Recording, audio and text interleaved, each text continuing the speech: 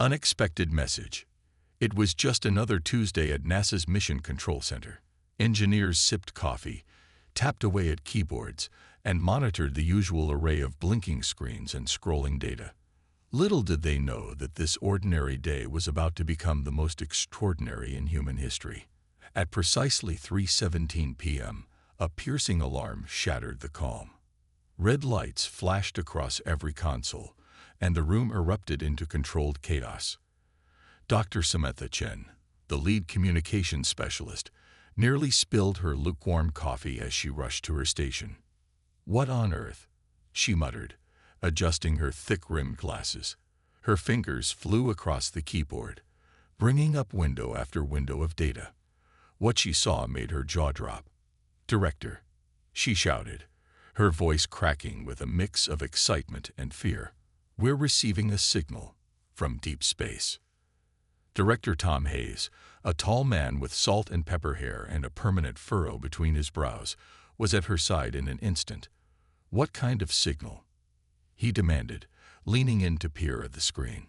Samantha shook her head, her ponytail swishing back and forth. "I've never seen anything like it, sir. It's not natural. The pattern is too complex, too regular. This has to be artificial." As the reality sank in, a heavy silence fell over the room. The first contact with alien life. It was the dream of every scientist in the building, the hope of humanity for generations. But now that it was happening, an icy tendril of fear crept up everyone's spine. Director Hayes straightened up, his face a mask of determination. "Get the president on the line. Now." Within hours, world leaders from every corner of the globe were gathered in a hastily arranged video conference. The UN Security Council chamber in New York buzzed with nervous energy as diplomats and heads of state filed in, their faces a mix of confusion, worry, and barely contained excitement. President Elena Rodriguez of the United States stood at the podium, her usually confident demeanor slightly shaken. "Ladies and gentlemen," she began, her voice steady despite the tremor in her hands, "we have received a communication from beyond our world." A collective gasp rippled through the room, followed by a flurry of whispers and exclamations in dozens of languages. "Please, please," President Rodriguez raised her hands, calling for calm. "We are working to decode the message as we speak. I assure you, the best minds on the planet Air." Her words were cut short as the massive screen behind her flickered to life. Static crackled, and then silence. Every eye in the room was glued to the display, hearts pounding in anticipation. Suddenly, a booming voice filled the chamber, so loud that several people clapped their hands over their ears. "Earthlings." The voice was deep, resonant, and utterly inhuman.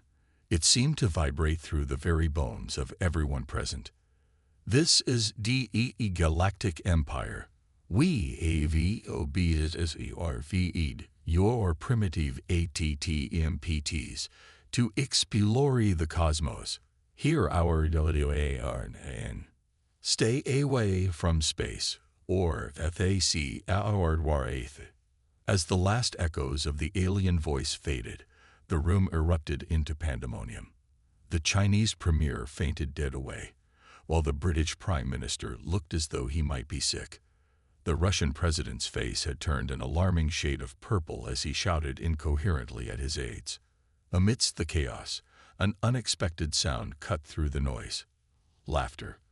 All heads turned to see the Australian Prime Minister, a portly man with a bushy mustache, doubled over in his seat, tears streaming down his face. "I'm sorry," he wheezed between guffaws.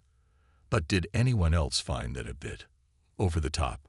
I mean, face our wrath. Sounds like something out of a B-movie, doesn't it?" His laughter proved contagious. Soon, nervous chuckles began to spread through the room, releasing some of the tension that had built up.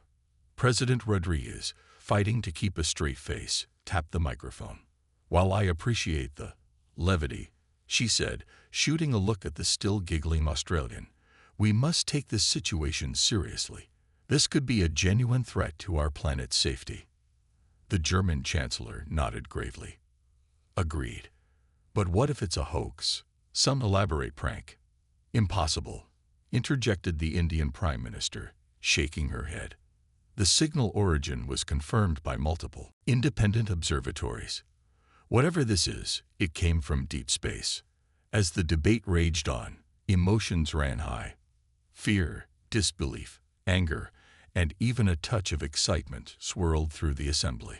Some leaders argued for immediate military preparation, while others called for attempts at peaceful communication. A few even suggested simply ignoring the message altogether. In a corner of the room, unnoticed by the squabbling world leaders, a young aide whispered to her colleague, "Is it wrong that part of me thinks this is kind of cool?" Her friend nodded, eyes wide with wonder. "I know, right? Alien life, but also terrifying." As the day wore on, news of the alien message leaked to the public. Social media exploded with theories, memes, and hastily created alien emojis. Streets around the world filled with a strange mix of doomsday preppers, excited sci-fi fans, and bewildered ordinary citizens trying to go about their day. In Times Square, a group of college students organized an impromptu Welcome Aliens party, complete with tinfoil hats and green body paint. Meanwhile, in a small town in Kansas, a man climbed onto his roof with a megaphone, proclaiming the end times to his increasingly annoyed neighbors. As night fell, families huddled around television sets, watching as experts debated the meaning and authenticity of the message. Children gazed up at the stars with a new sense of wonder and fear, asking questions their parents couldn't answer. In the White House Situation Room, President Rodriguez stared at the transcript of the alien message, her mind racing. The fate of humanity might well rest on how they responded to this cosmic ultimatum. As she looked around at the grim faces of her advisors, she couldn't help but feel a strange mix of emotions: fear for what might come, pride in humanity's resilience, and an odd, giddy excitement at the sheer enormity of it all. Whatever happened next, one thing was certain: the world would never be the same again. The stubborn captain. While the world's leaders debated and the public alternated between panic and excitement, one woman was already formulating a plan. Captain Jane Lee stood in her private quarters aboard the International Space Station, her dark eyes fixed on the blue marble of Earth below. Jane was known throughout NASA for two things: her unparalleled skill as a pilot and her stubborn streak a mile wide. She'd heard the alien message, of course. They all had. But where others saw a threat, Jane saw a challenge. "Stay away from space," she muttered, a wry smile tugging at the corner of her mouth. "We'll see about that." With quick, decisive movements, Jane began to gather what she needed. Her mind raced, considering and discarding plans rapid fire. She knew what she was about to do was risky, possibly even treasonous. But the thought of humanity cowering on Earth, too afraid to reach for the stars, made her blood boil. As she worked, memories flashed through her mind. The day she decided to become an astronaut, watching shuttle launches with wide-eyed wonder. The grueling years of training, pushing her body and mind to the limit. The first time she'd looked down at Earth from orbit, feeling both incredibly small and impossibly significant. No, she couldn't let it end like this. Humanity deserved its place among the stars. Down on Earth, in a secret hangar deep beneath the Nevada desert, a skeleton crew of engineers worked feverishly on humanity's most advanced spacecraft. The Stargazer was supposed to be the first vessel capable of venturing beyond the solar system. Now, it seemed, its maiden voyage would come sooner than anyone had anticipated. Jane's co-conspirator, Dr. Aidan Chen, paced nervously as he coordinated the preparations. "This is insane," he muttered for the 100th time, running a hand through his disheveled hair. "We're going to get court-martialed for sure." But even as he complained, his hands never stopped moving, inputting commands and checking systems. Like Jane, Aidan couldn't bear the thought of humanity retreating from the cosmos. As word of Jane's plan spread among a select few, reactions were mixed. Some of her crew volunteered immediately, their eyes shining with the same determination as their captains. Others hesitated, torn between their duty to follow orders and their admiration for Jane's boldness. Lieutenant Maria Gonzalez, Jane's right-hand woman, summed up the crew's feelings as she packed her gear. "The captain's either the bravest person I've ever met," she said with a shake of her head, "or the craziest. Probably both." Back on the ISS, Jane was making her final preparations when an incoming video call alert flashed on her screen. Her heart sank as she recognized the caller ID, Mission Control. Taking a deep breath, she accepted the call. Director Hayes' face filled the screen, his expression a mix of fury and concern. "Captain Lee," he said, his voice dangerously calm, "would you care to explain why I'm hearing rumors about an unauthorized launch?" Jane straightened her shoulders, meeting his gaze unflinchingly. "Sir, with all due respect, we can't just sit here and do nothing. This is our chance to prove humanity's worth to the galaxy." "This is suicide, Jane." Hayes exploded, his calm facade cracking. "You're going to get yourself and your crew killed, and possibly doom the entire human race in the process." For a moment, doubt flickered in Jane's eyes. Was she really willing to risk so much? But then she remembered the wonder she'd felt the first time she'd floated in zero gravity, the dreams of countless children looking up at the night sky. Her resolve hardened. "I'm sorry, sir," she said, her voice steady, "but this is something I have to do. For all of us." Before Hayes could respond, Jane cut the connection. She took a shaky breath, knowing she'd just burned a lot of bridges. But there was no turning back now. Hours later, as the Earth turned peacefully below, unaware of the drama unfolding above, Jane and her hand-picked crew made their way to the Stargazer.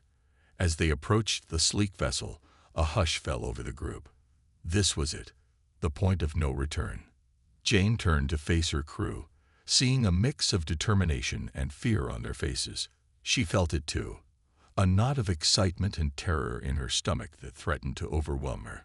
But she couldn't show weakness now. They were all counting on her. "I won't lie to you," she said, her voice carrying in the cavernous hangar. "What we're about to do is dangerous.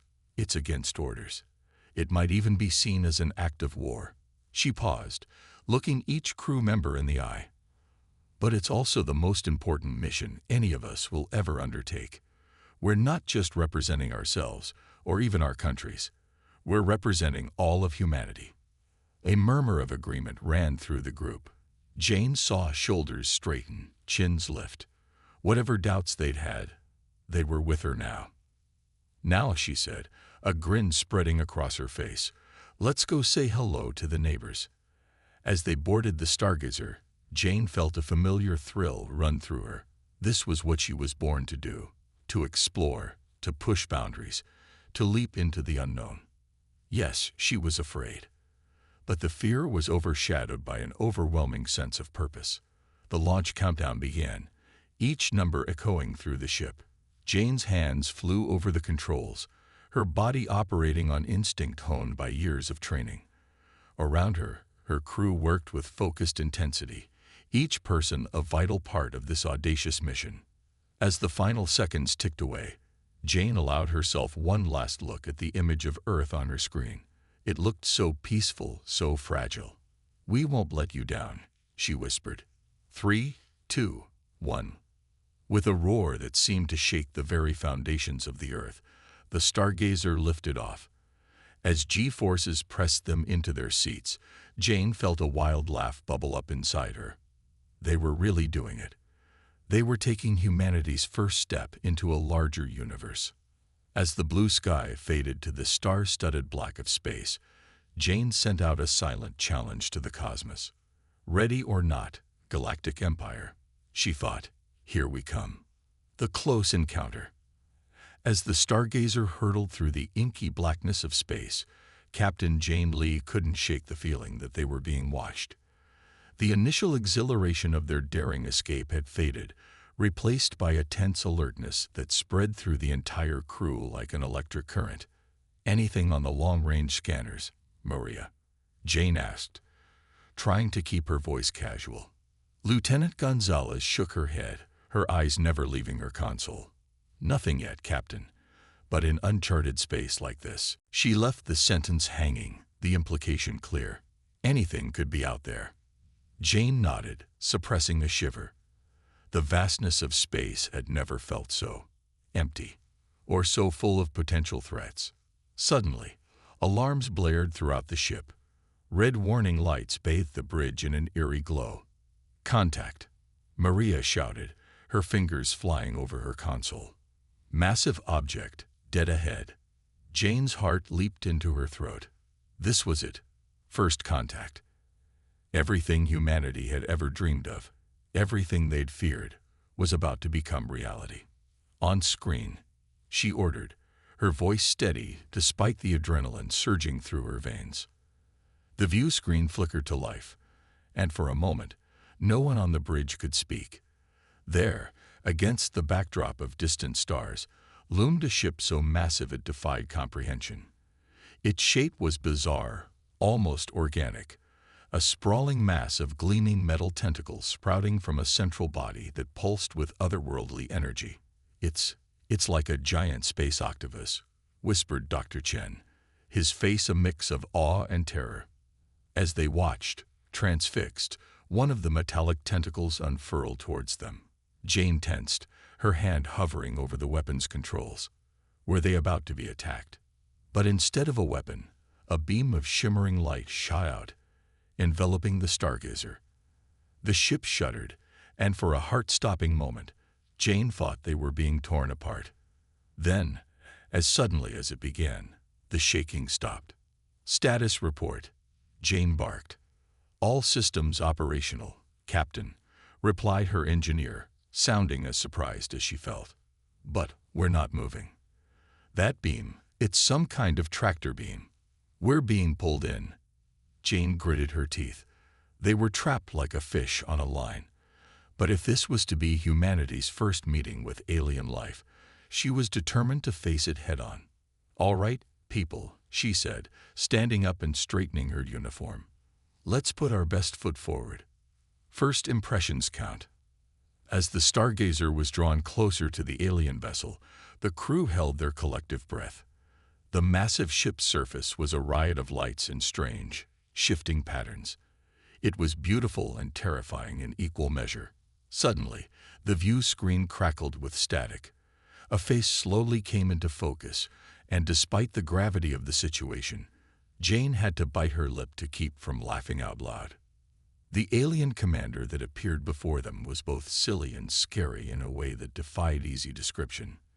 Its head was a mass of writhing purple tentacles, surrounding a single massive eye that blinked wetly at them.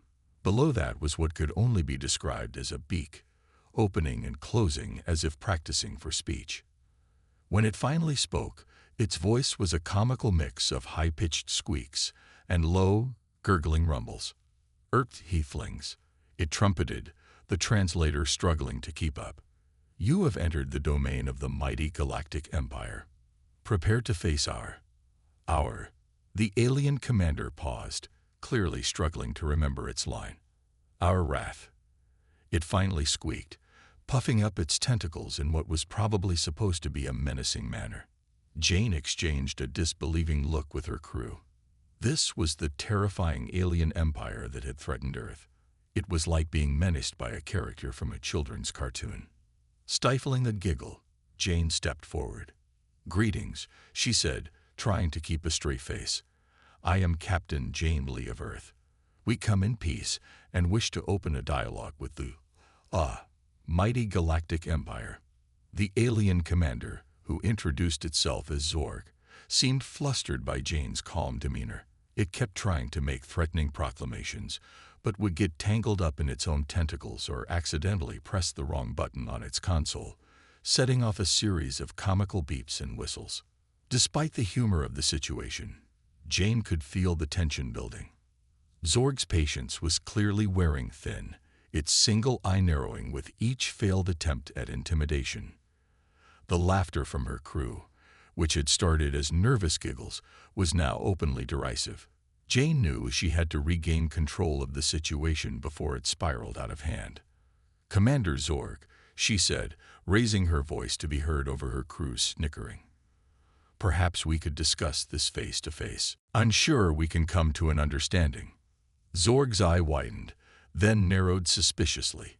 "You wish to board the flagship of the Galactic Empire.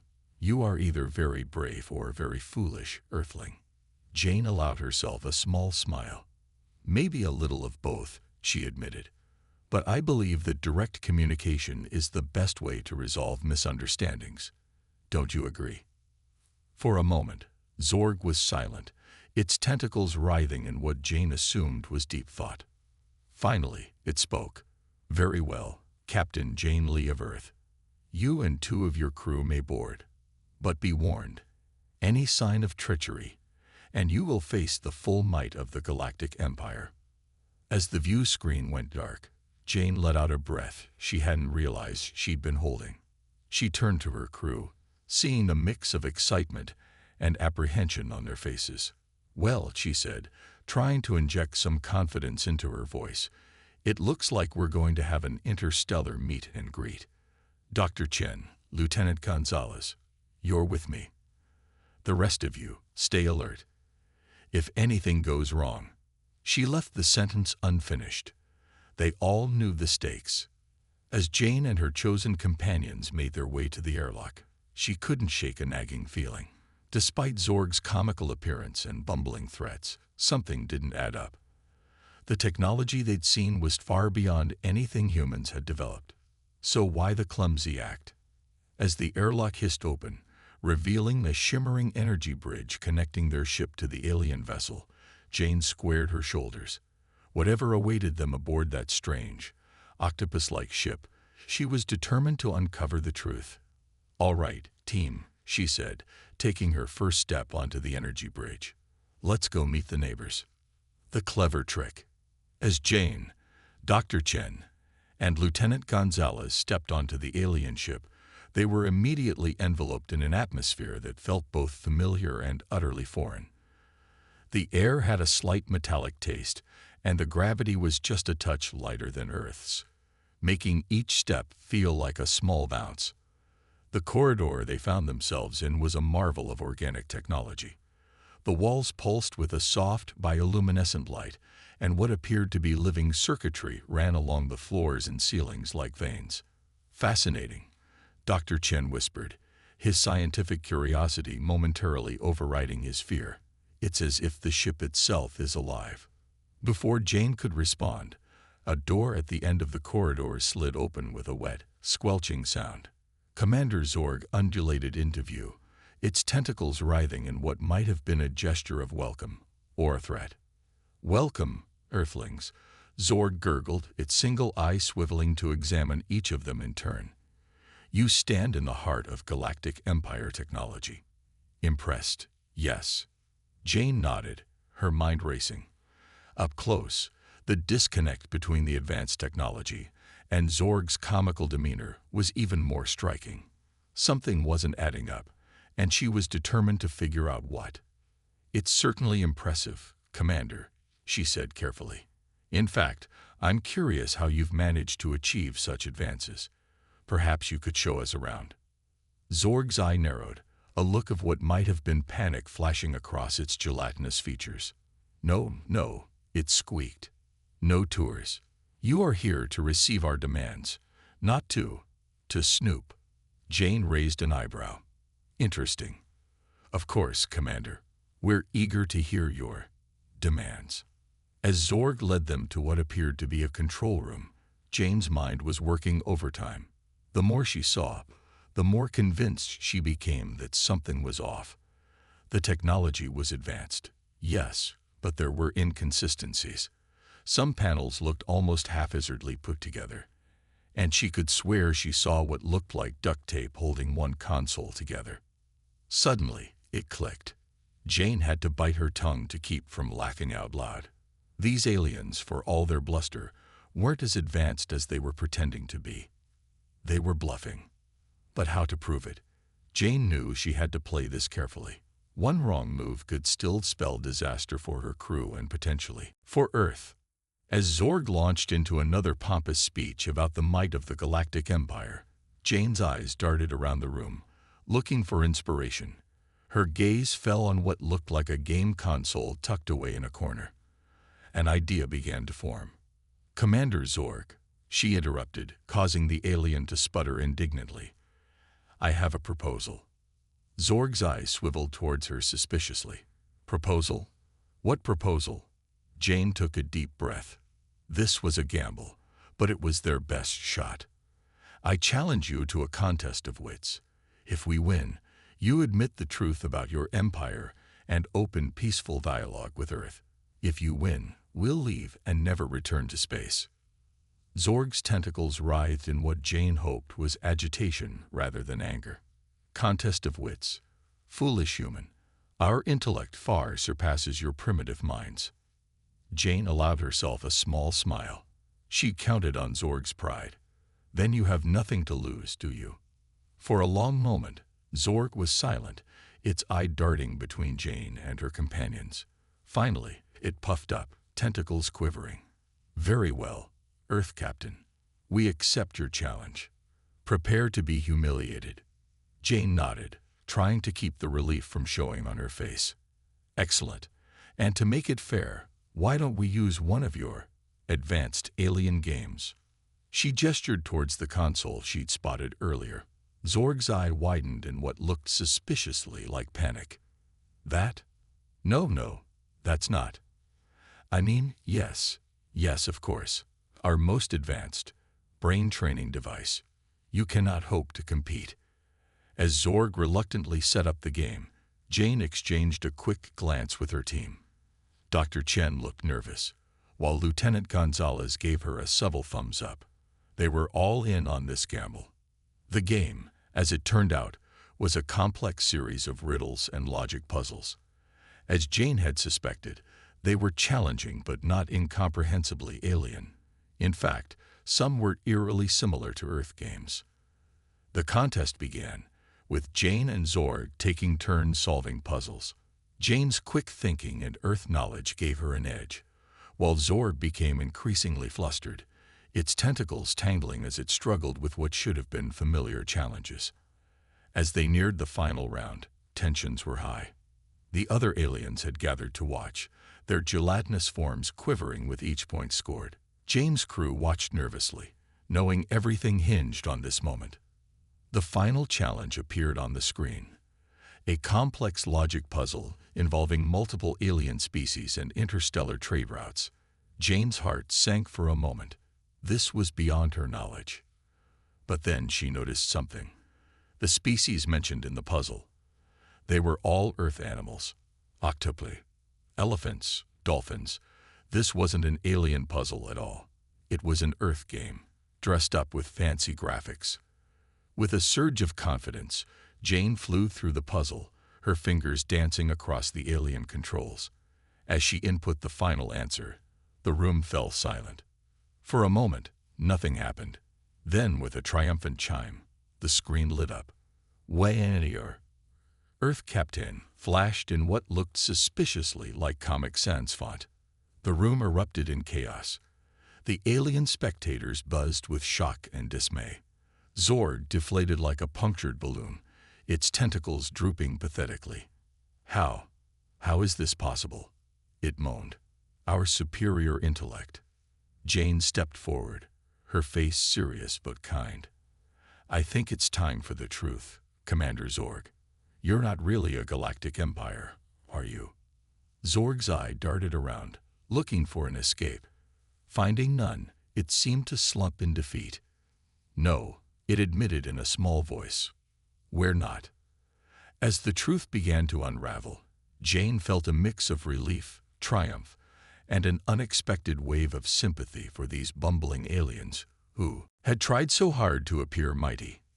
She glanced at her team, seeing her own mix of emotions reflected on their faces. Whatever came next, they had achieved their goal. They had faced the unknown, used their wits, and opened the door to true intergalactic communication. As Zorg began to explain the real story behind their deception, Jane allowed herself a small, triumphant smile. Sometimes, she mused, the cleverest trick is simply seeing through someone else's. The unexpected friendship. As Zorg's tentacles drooped in defeat, the control room fell into an awkward silence. Jane, her heart still racing from their contest of wits, took a deep breath and decided to take the lead. "All right, Zorg," she said, her voice gentle but firm. "I think it's time you told us what's really going on here." Zorg's enormous eye blinked rapidly, a gesture that Jane was beginning to recognize as a sign of distress. The alien commander seemed to deflate even further, its gelatinous body practically puddling on the floor. "Oh, very well," Zorg gurgled, its voice a mix of embarrassment and relief. "The truth is, we're not a mighty empire at all. We're more like, well, think of us as the galaxy's crossing guards." Jane exchanged puzzled glances with Dr. Chen and Lieutenant Gonzalez. "Crossing guards," she echoed. Zorg's tentacles waved in what might have been a shrug. "Space is dangerous, you see, full of real threats that would make your human hair stand on end. We've been trying to protect emerging civilizations like yours by scaring them away from interstellar travel until they're ready." As Zorg explained, Jane felt a complex mix of emotions wash over her. Relief that Earth wasn't actually under threat, admiration for these aliens' protective intent, and a touch of indignation at being deceived. "But why the elaborate ruse?" Dr. Chen asked, his scientific curiosity piqued. "Surely there were better ways to communicate this." Zorg's eyes swiveled to the scientist. "You'd be surprised how many species respond to flashy shows of power. Plus," it added, a hint of sheepishness in its voice, "it's more fun this way." Despite herself, Jane felt a smile tugging at the corners of her mouth. These bumbling aliens, for all their advanced technology, weren't so different from humans after all. "So, what now?" Lieutenant Gonzalez asked, voicing the question on everyone's minds. Jane stepped forward, her posture straight and confident. "Now, we talk, really talk, as equals." And talk they did. Over the next few hours, Jane and her team learned more about the galaxy than they could have ever imagined. Zorg and its fellow crossing guards shared tales of wonders and terrors lurking in the depths of space. There were peaceful trading federations and genuine threats, cosmic phenomena that defied human understanding and simple beauties that brought tears to their eyes. As they talked, Jane felt a growing sense of respect, and even fondness for Zorg.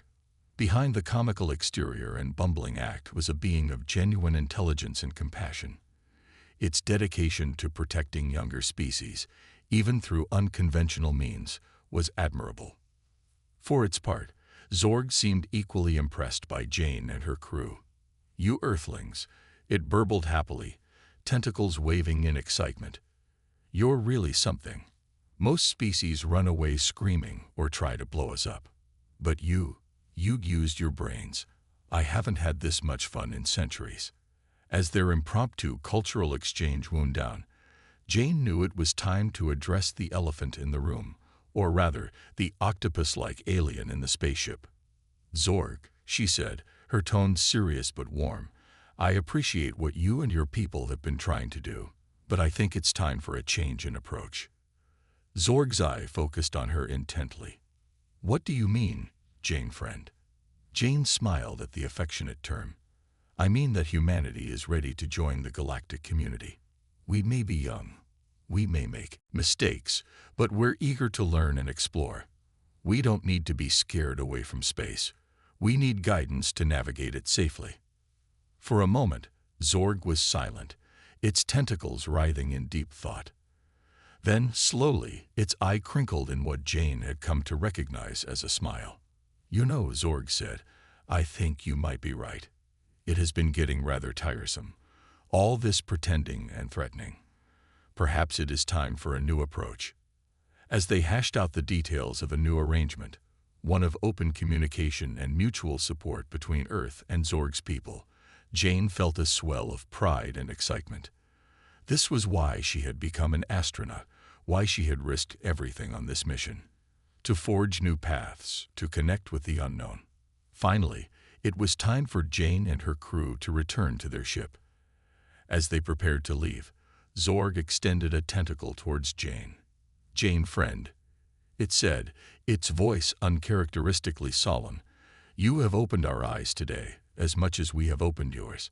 On behalf of the Galactic, well, I suppose we'll need a new name now. On behalf of your new alien friends, I thank you."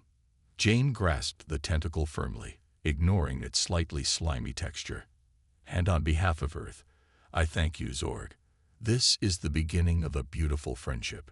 As the stargazer disengaged from Zorg's ship and set a course back to Earth, Jane looked out at the star-studded expanse of space. It no longer seemed vast and empty, but full of potential, teeming with life and adventures waiting to happen. She thought of the reception that awaited them on Earth, the mix of relief, excitement, and undoubtedly some fear that would greet their news. There would be challenges ahead, diplomatic hurdles to overcome, new technologies to adapt to. But Jane felt ready to face it all. "Captain," Lieutenant Gonzalez called from her station, interrupting Jane's thoughts. "We're receiving a transmission from Earth. It's Director Hayes." Jane took a deep breath, squaring her shoulders. Time to face the music, and to usher in a new era for humanity. "Put him through," she said, a smile playing on her lips. "I've got quite a story to tell him." As Hayes' face appeared on the screen, a mix of relief and fury warring in his expression, Jane felt a bubble of laughter rise in her chest. How could she possibly explain everything that had happened? The fake threats, the riddle contest, the bumbling aliens with hearts of gold. In the end, she decided, the truth was stranger and far more wonderful than any fiction. As she began to recount their adventure, Jane knew one thing for certain. Humanity's journey to the stars was only just beginning, and she couldn't wait to see where it would lead.